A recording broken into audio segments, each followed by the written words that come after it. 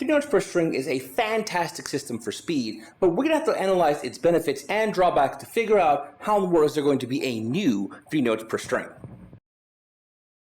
Why is 3 notes per string so fast? It's because of its simplicity and application to the fretboard. Because there's only 3 notes for every string, you can only have so many variations if you're sticking to at least normal modes and scales. And let's look at those variations. So in the first pattern of 3 notes per string, it's what I call stretch.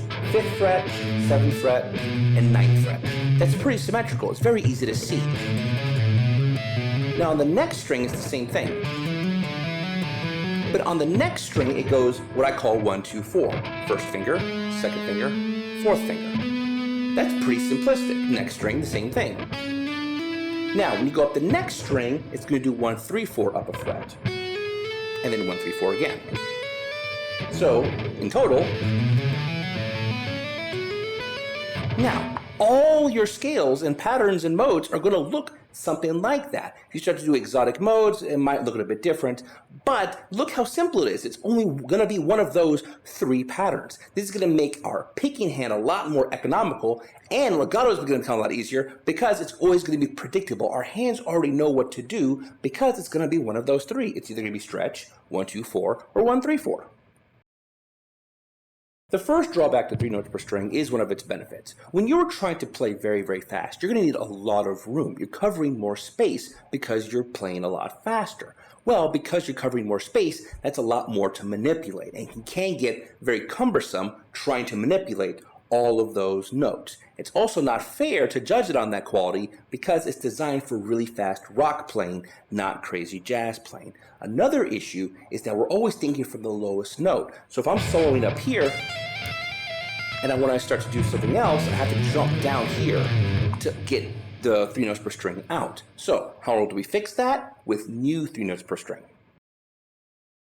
So instead of learning 7 gigantic patterns and just cramming them on the fretboard, let's learn one pattern and try to manipulate it and then expand out as we need to. So let's start on the G string because that's where we should be soloing most of the time anyway. So let's start on the 5th fret G string, and we're going to be doing what I call stretch first. So 5, 7, 9. Now the next string on the B string is the same stretch, but it's going to be 1 fret up. So 6, 8, 10. Now this last one is going to be 1, 2, 4 and moved up a fret. So in this case, it's going to be 7th fret, 8th fret, 10th fret.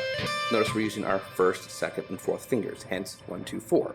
Now that we have the pattern down, what we want to start doing is getting used to it. But there's 3 ways I want us to get used to it so that we can develop as much speed as we want.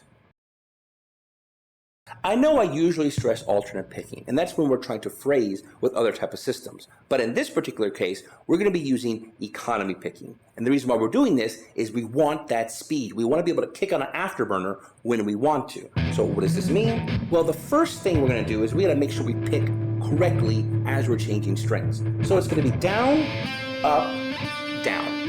Now the next string is the exact same thing. Down, up, down. And then down, up, down again. Down, up, down. This is going to create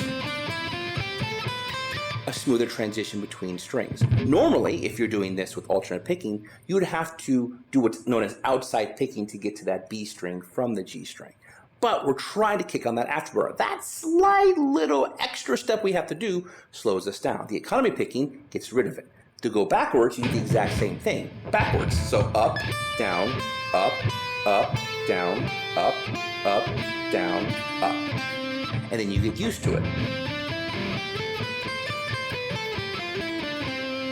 Now, what I suggest that you do is do this with a click. And it's going to be a click per string. So it's going to sound something like this. Click, click, click, click, click, click. And just do it over and over and over again. As you get more comfortable, bump up the metronome about 5 beats per minute. I start around 60, and then once I have 60 comfortable, I go to 65, and then 70, so on and so forth. So make sure you could do that. Now this next one is what I called anchored legato. What we're going to be doing is not using our pick at all. We're going to be using our finger, and we're going to be doing a lot of hammer-ons and pull-offs. So in this case, we're going to be leaving our first finger down on the 5th fret and hammer on, hammer on. Same thing on the next string.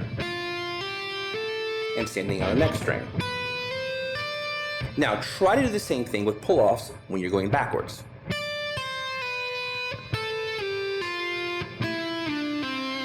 Now, the reason why I'm calling it anchored is our first finger is remaining down, or whatever our subsequent fingers are trying to remain down. This is a more traditional way of doing legato.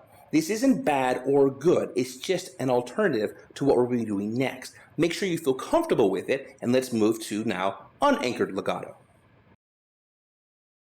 The first person to do unanchored legato was Alan Holdsworth, and then Greg Howe made it more popular, and then Tom Quayle is mind-blowing at it.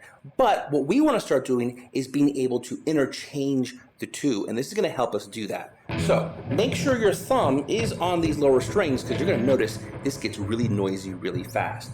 So a lot of us, what we'll do is we will pick first with our second finger on our picking hand, right? And then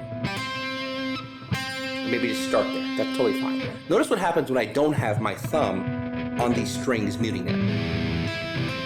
That's a lot of noise that's going on right now, right? We don't want that noise, so we use our thumb to mute it. And what we're going to start doing is moving up the scale.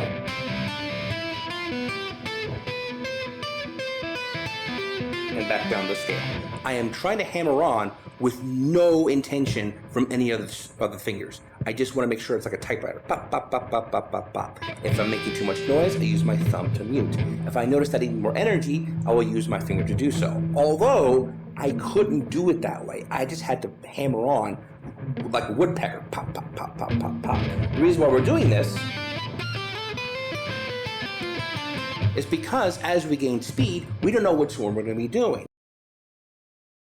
So let's say you start getting some real speed when you're soloing, right? Like I was just doing.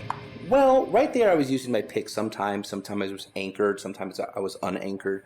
We don't know which one you're going to be using, so you want to make sure that you're comfortable with all of them. And now what starts to happen is your true expression starts to come out. You aren't judging which one you're using, you're just trying to get the note out, which is the most important part when you're soloing.